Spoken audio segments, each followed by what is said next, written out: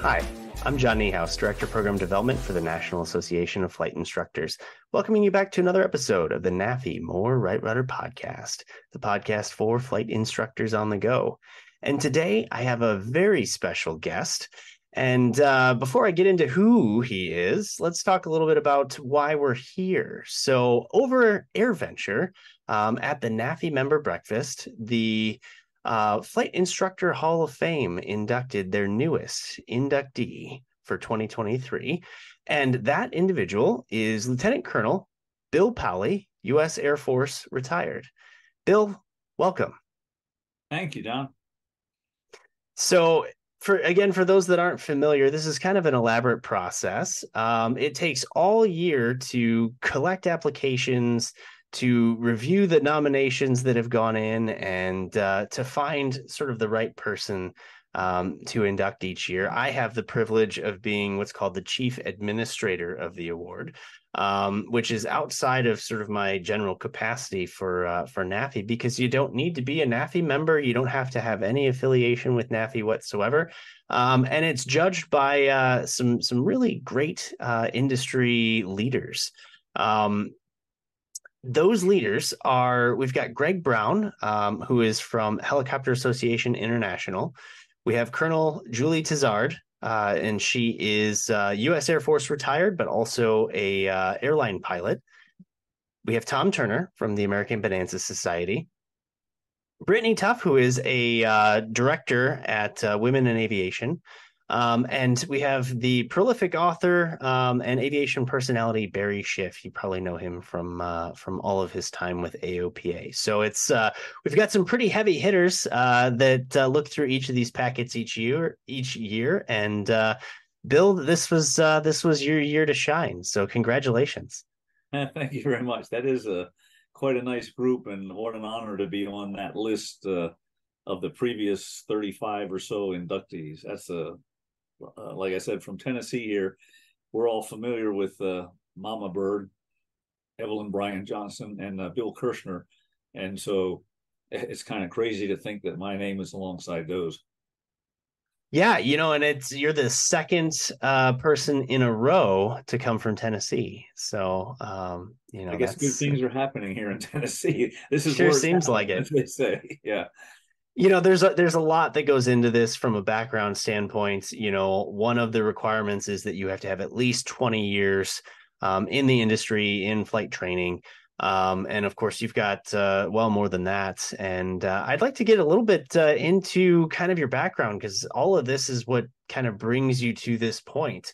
And I think that you have quite an interesting story, both with the military and as a civilian. When did you start flight instructing? I started flight instructing in 1974 in the A7 at Myrtle Beach. I went to pilot training in 1967 and became a flight instructor for the Air Force A7s in 74. And then throughout my career in F4s, A7s, and then dual current in the T-38, I was kind of a check pilot, flight instructor, just in the squadron and things like that. Not necessarily a big flight school, but just doing it as a part of my, like your additional job description for being the administrator of the Hall of Fame thing. That was kind of an additional job I had in addition to flying missions, was to help check pilots out and kind of like a stand-up out guy. Yeah, and as an aside, one of the things that we were talking about in some of our previous conversations is just the number of missions that you have flown in or did fly in the Vietnam theater there. It's really high, isn't it? Well, I don't know where that puts me in the top 5%, 10%. A lot of people in the Air Force flew a lot of missions over there. So I had 347 F4 tour and an A7 tour. And as I said in my Hall of Fame speech, I am so blessed and privileged to be able to be doing this, because at age 24, I could have not been here. So every day is a gift to me. Well, and it seems like you've made the most of it. So, fast forward through some of the instructor missions that you did in Vietnam. How long were you with the military after the combat was over? Well, I was a total of 23 and a half years in active duty in the Air Force. And then I taught 22 years Air Force Junior ROTC. And with my 4 years at the Air Force Academy, when I retired in 2013 from teaching, the Air Force had paid me 50 years to wear the uniform. And I figured that was a nice round number to retire on. Yeah. How did you get into junior ROTC? The airlines wouldn't hire me. Oh, I guess I was a fighter pilot and I was not current. And at that time, there was not a shortage. So I actually got hired by Air in their pilot pool. But in the meantime, I threw my hat in the ring to teach Air Force Junior ROTC. And they hired me here at Unicoi County High School in Tennessee, which I couldn't hardly find it on the map, Irwin, Tennessee. And that's what started this program that I have fortunately been recognized for. Is when I interviewed with the principal, I think I was about the 7th or 8th interview they had for the job, and the unit was on probation. And I said, I had just gotten my CFI at Eglin Air Force Base and ATP before I retired through the Eglin Aero Club, and never thought I would use it. But I said, why don't we fly these kids, get them excited about something, and help? Maybe that'll save the program. Well, that was the story I told about one vote making a difference. The school board voted 4-3 to have my flying program as part of the JRTC curriculum in the high school. 6 years later, we were an honor unit, and we're an honor unit every year after that. So the flying really did make an impact on exciting kids, having them join JRTC and making the program very viable. now, so for those that aren't familiar, what does honor unit mean? It's the top, I don't know, maybe 10-20% units in the country. Excellent. So Wow. yeah, you just we went from being on probation. 6 years later, we were an honor unit, and the reason was not too many units were flying kids, and that just put us like right up in the stratosphere with what other JRTC units were doing. And if I'm a kid or maybe a parent of somebody, um, what's the requirement for getting into something like that? What do you look for in candidates or cadets? Basically, people who want to be there. Um, Units basically have some different challenges with kids being dumped in there maybe and don't want to be there. So the best units are the units that is a cross section of the whole school. Interesting. And so that then segued into a more civilian career. So what did you do beyond that? Well, the interesting thing is how this started is we had no money, of course. And what we did was we would take 3 kids up, fly for about an hour, take aerial photographs of nice homes, of businesses around the Unicoi County area. I'd come back and spend hours. This was back before digital, and have the film developed, have pictures blown up, put together a portfolio, go to the house, spend an hour or so, and say, "Hey, we just did this. Would you donate $100 for the kids?" Most people will donate money for students, not for me, but for students. And so we raised actually $8,000, $100 a pop, taking aerial photographs. An interesting story is that I looked up some magazine, someplace said that NASA Ames Research in California was helping advance education in aerospace. So I called Mark Leon in California and said, "Mark, we've got this program here in Unicoi County. Can you help us out?" He said, "Nope." 6 months later, I called him up, said, "Mark," said, "we still have this great program. Can you help me out?" He said, "Nope." 6 months later, I'm pretty persistent. I call him up and he says, "You're not going to quit calling until I give you money, are you?" I said, "Nope." So he gave me $10,000. And that is what really started the program, because now we didn't have to raise money on flights, and we could fly, instead of 3 kids in an hour, we could fly 9 kids in an hour, or 8, or what, three in a flight, 15 to 20 minutes. And so our productivity just tripled, basically went out the roof. And that got us the attention of the Tennessee Aeronautics Division, which then gave us grants for 15 years.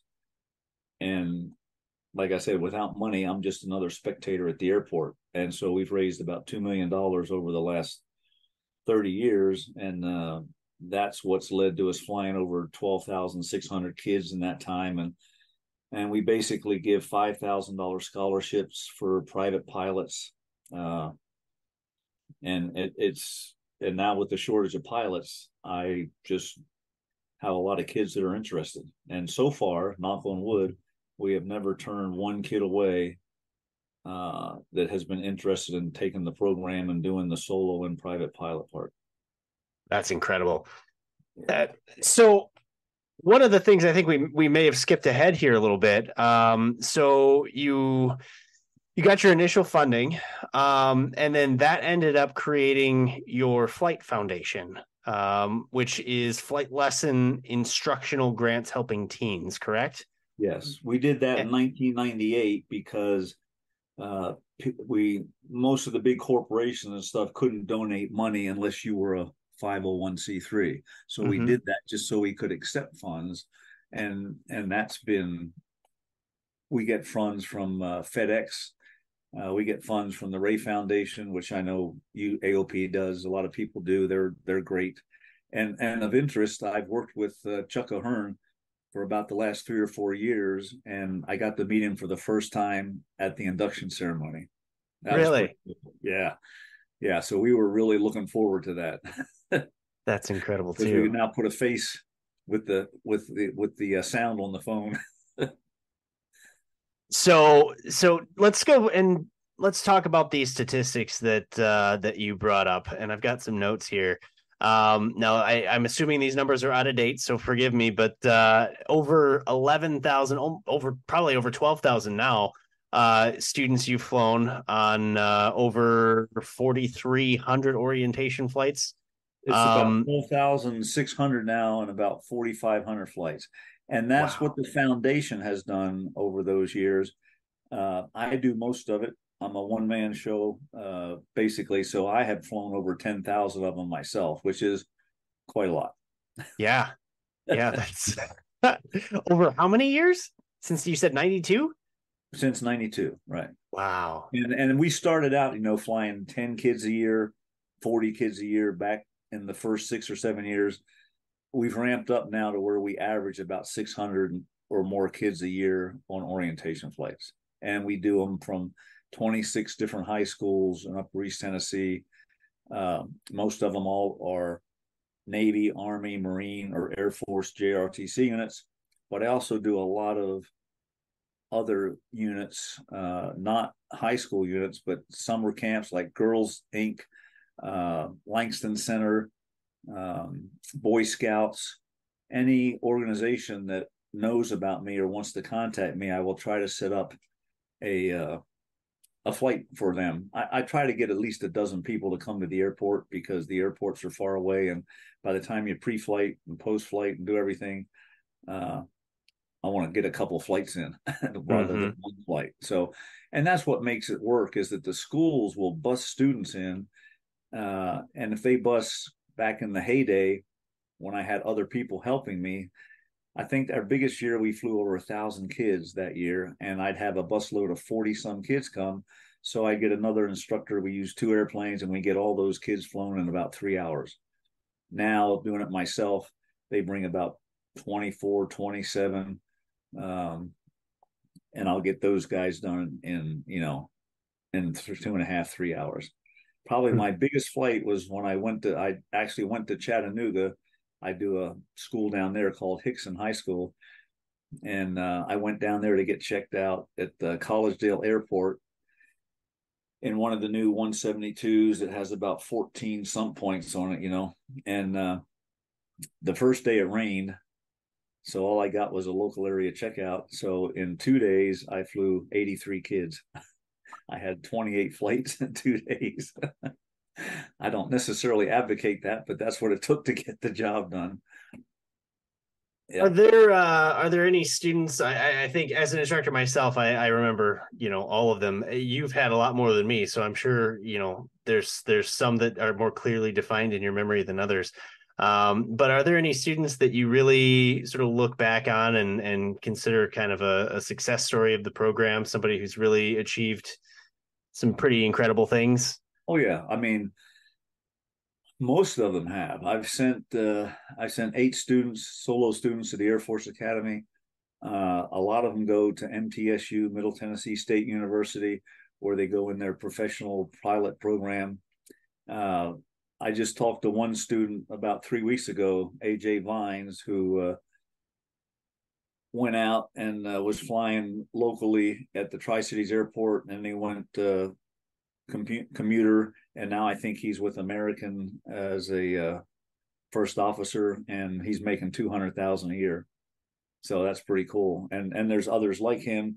One of my students that I just soloed in 2018 went to MTSU. He's back here at the Greenville Airport now, helping me fly my students as a flight instructor, building time to go to the airlines. So they're all kind of in the mix and at different stages. I don't necessarily hear from them all the time, but I've got them on my phone, and I can call them up anytime I want to and say, "Hey, how are you doing? What Yeah. are you doing?" Yeah. No, you joked that you started this because the airlines weren't hiring at the time or didn't hire Right. you. But at what point did you really kind of realize that this was your path? How did you, see in yourself that all of this could be achieved? I didn't. It's kind of like my Air Force career. It was just kind of one day at a time, one step forward. And so, you can look at me and see that I'm not getting any younger. And after 30 years, I mean, when you do this, the numbers just start building up, and I just apparently I'm as excited to go to the airport today as I was when I started flying in 1967. So that passion has just always stayed there. I don't need to fly another hour in my life for me, but I can't quit doing it for the kids, because Yeah. the kids come back from these orientation flights, and as they're getting out of the airplane and their instructor is there at the door, those 3 get out and another 3 get in, and I'll stay in the airplane until I have to take a bathroom break or something. I may get 8 or 9 flights in a row and just do the turnaround. And they say, "This is the neatest thing I've ever done in my life." It's hard to quit that. Mm-hmm. So it kind of grabbed me. I don't know that I grabbed it. It just I kind of fell into it, because part of the thing I said, I think, was that in the Air Force, I avoided assignments to flight instruct and teach in a school. I took the F-16 over that assignment. How ironic it is that I have made history, so to speak, as a teacher and a flight instructor. So I guess God had a different plan for me. I didn't know what He knew what I wanted. I didn't know what I wanted. So I mean, that is really a great story. I avoided those things in the Air Force, and here now I've been doing it for a living.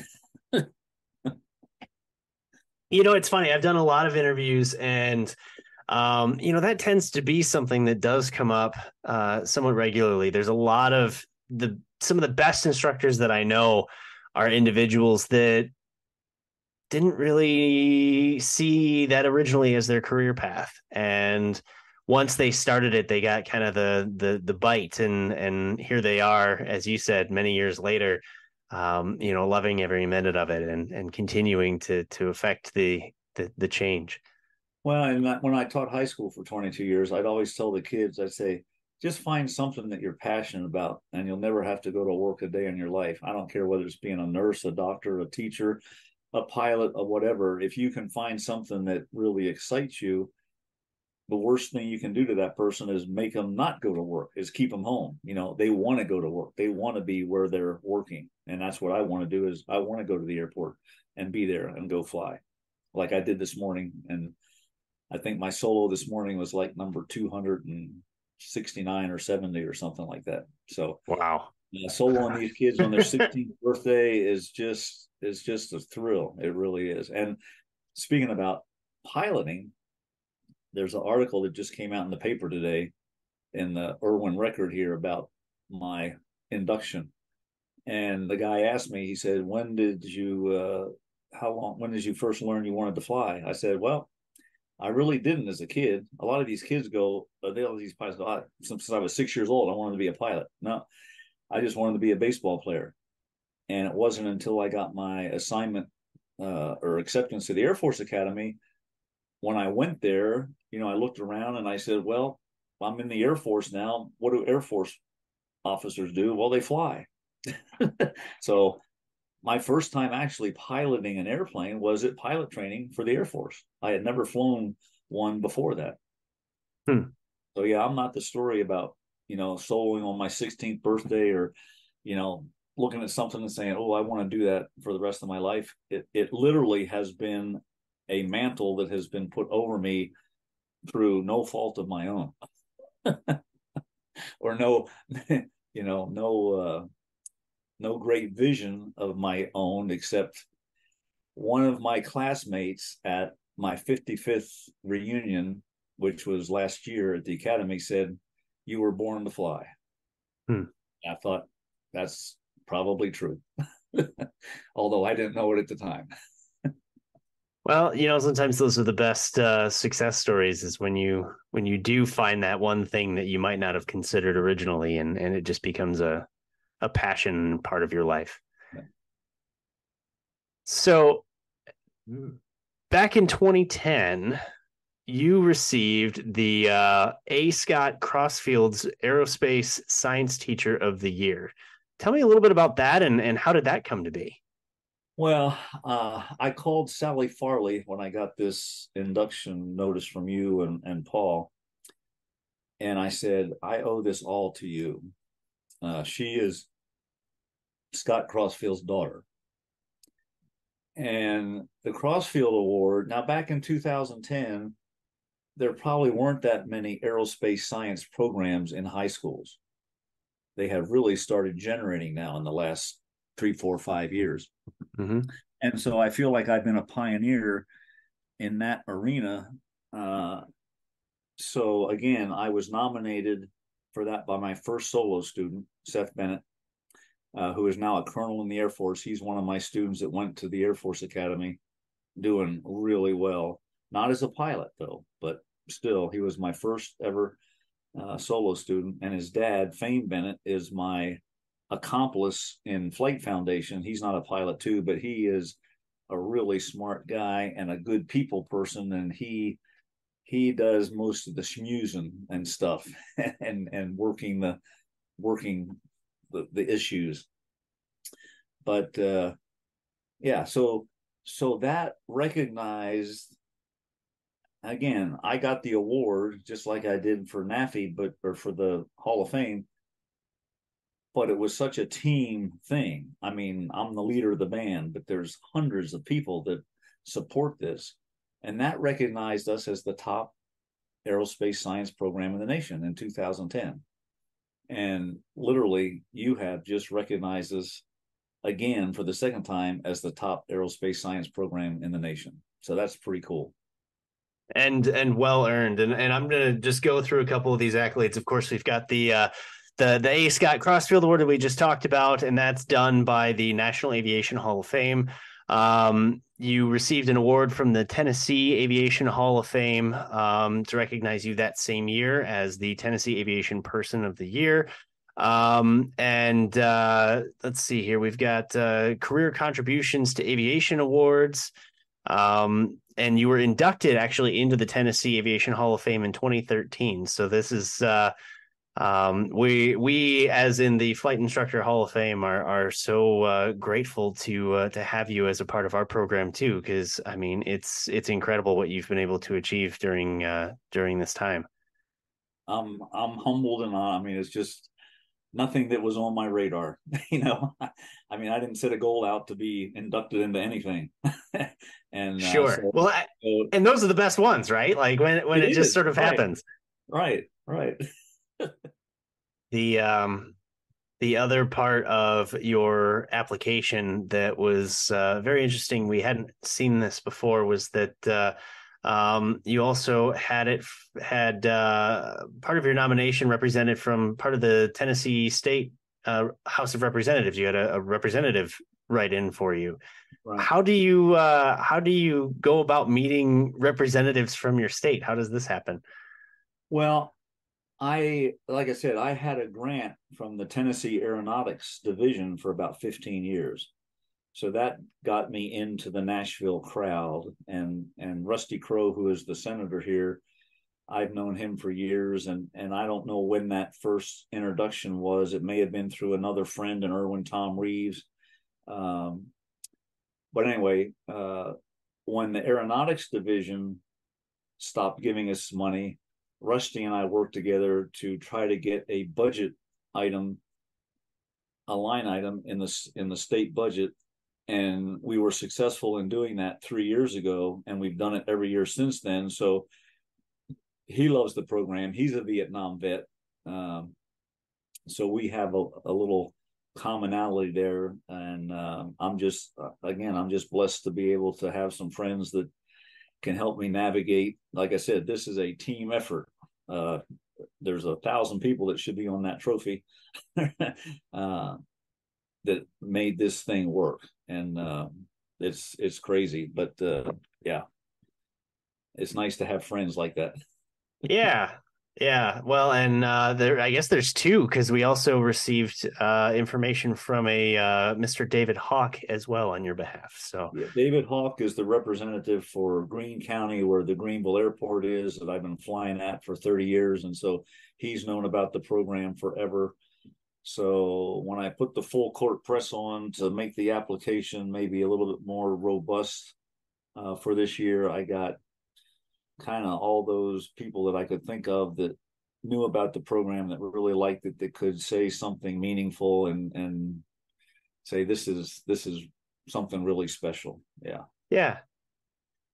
So one of the unique things, as we start to wind this down, one of the unique things about the award is that there's sort of two main trophies. So the one trophy you get to keep, and that's one that we develop for each of the inductees year after year. And the other one is what we call our traveling trophy. It's a wooden trophy, and it has some plates on the side and a wing that comes out of the top. And I like to equate it as similar to the Stanley Cup. And if you're not familiar with that, although I think most people are, the Stanley Cup is basically, it's every year they add the names for the previous recipients onto the cup, so that the cup stays consistent. It changes, but there's a legacy there, and that's what we wanted to build with the Hall of Fame trophy. Is that every year the new inductee has their name on the front, and then when it's time the next year to update the trophy, to have a new induction ceremony, that same trophy returns back to us. We take the previous year's recipient or inductee and move them onto a larger plate on one of the sides of the trophy. Eventually, we're going to end up on the back. But that moves onto the side, and then the new one goes on the front. So we're adding to the sort of history of this trophy, and we've been doing this for, let's see, I think that trophy was created back in, I believe it was about 2014. So we've been doing this for a while. And it's a really neat thing to be able to build stories with this. And you, out of any of the inductees that we've been able to do this for, I think you've got some really big travel plans with this. You've already taken it to your, I think you said, physical therapists. Yep. And I'd love to have you explain a little bit where that connection is, but you've got a lot of plans for this, and we're really excited to be able to kind of follow and see where this thing goes, because I think that's what this is all about. Right. Well, and I think that is a great idea, because the first group I gave it to were my physical therapists that I've been going to for 30 years, and they've kept me healthy and out of pain, and all kinds of pulls and tears and total knee replacements got me back up on my feet quickly. So like I said, I'm basically the only pilot in Flight Foundation, and so if I'm not flying, nobody's flying. And so I've been very blessed to only be down maybe a max of 3 or 4 weeks, getting back into shape and recovering from knee surgeries and all this kind of stuff. So they're a big part of it. The trophy right now is sitting at the Greenville Municipal Airport, which is where I do most of my flying, and we're having a photo op there Friday morning at 9 o'clock with, well, hopefully a dozen or 2 dozen people that are instrumental in helping me as I'm flying down there. The airport manager, the line people, other pilots, other instructors. If I have trouble with a student that I'm not getting through to them, I'll let another person take them for a sanity check. Or if I think maybe they shouldn't be in airplanes, rather than just saying that we're done, I'll let another person fly them. And if they say, nope, I don't see it, then, I hate to ruin someone's dream of flying unless it's more than just my opinion. And so we'll take a picture there. But of interest, with all those names on the plaque, this will tell you were on the right track. One of the guys there named Walt Stone, who used to be the airport manager back in 1970 or something, he comes to the airport all the time. He just hangs out there. He loves being there. And he looked at the names on the plaque and he says, he says there are 4 other Tennesseans on this plaque. So he read all the names. He looked, and I said, yeah, who knew? Tennessee is the mecca for flying. But no, so that's I think that's a nice thing. And so from there, it'll move some other places. I've already got a photo shoot with my doctor, who I've been going to for 30 years. Sponsors. I've got a list of about 14 or 15 other places that I want to take it. Probably get Senator Crow. People that have really been instrumental in helping me out. I probably, if it was lighter and smaller, I would travel with it, because this September I'm going to a WolfPack reunion, Vietnam reunion in Fort Worth, Texas. And it would be pretty neat to take it there and get a picture of all my fellow WolfPacks with that trophy. But I might take the smaller one since it's later and do that. But the case can be shipped. I know, but that's a lot of work for a one-day event. Yeah, that's I don't want to lose it.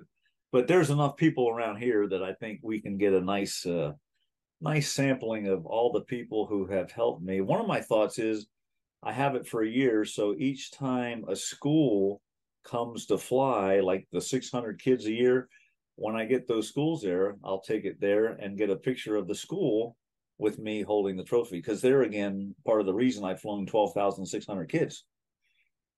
The school's showing up at the airport. Yeah. Oh, and well, if I may start a rumor, that trophy has been earned by some very deserving individuals, yourself included, and maybe there's a little bit of luck imbued in that trophy. Maybe those if the students just kind of do a little bit of touch the trophy, maybe they'll get some aviation luck. Who knows? That's right, osmosis. Yeah, but no, that's you'll have some pictures, I hope. I love it. Well, in sort of my final question to you, this is kind of something that comes from my old 10 question series. But for somebody who is just starting out in the industry, or maybe their eyes are focused on getting into the industry, if you could give them one bit of advice for success in the aviation profession, what would it be?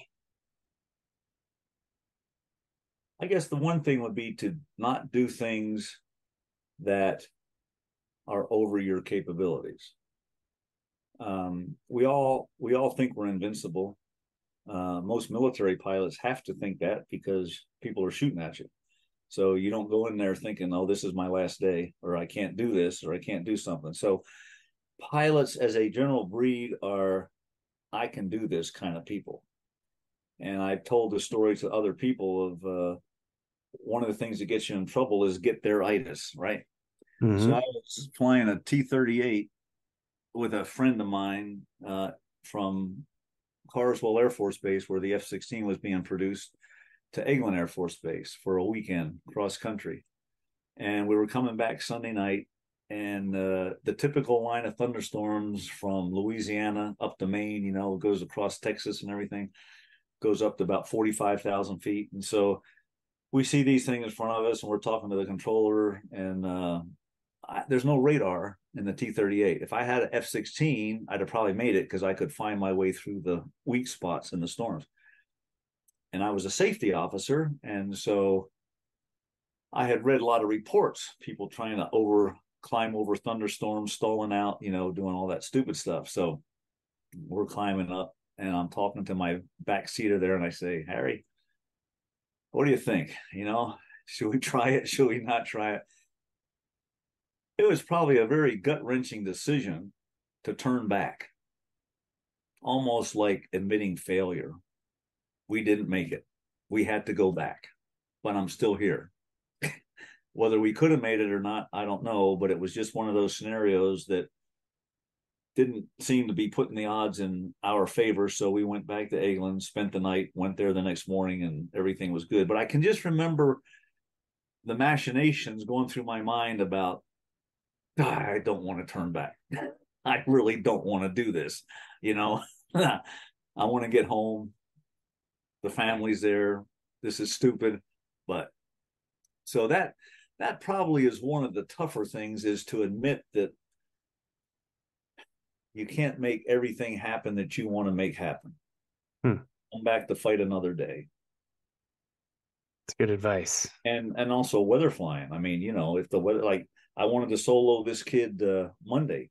It won his 16th birthday that I soloed today. We went up 3 times, 0.1, 0.2, and 0.1 or 0.2 hours. One in the pattern, rain showers in the area. We landed. It looks pretty good. We went up. No, the clouds are scattered at 800 feet, but we're in the clouds because it's a little more than scattered maybe. And so we landed. We attempted it 3 times, and finally said, you know, here's another one of those situations that I'm not going to put you in a dangerous, especially as a student with, you know, 10 or 12 hours. I'm not going to put you in a dangerous situation. We'll just do it another day. We did it this morning. The weather was beautiful. He's a happy camper. Disappointed that he didn't do it on his 16th birthday, but, you know, he's got another 80 years in front of him that hopefully that won't make a big deal to him. Right. Yeah. Well, I think that's good advice. And, you know, if somebody wants to learn about the Flight Foundation, where would they go?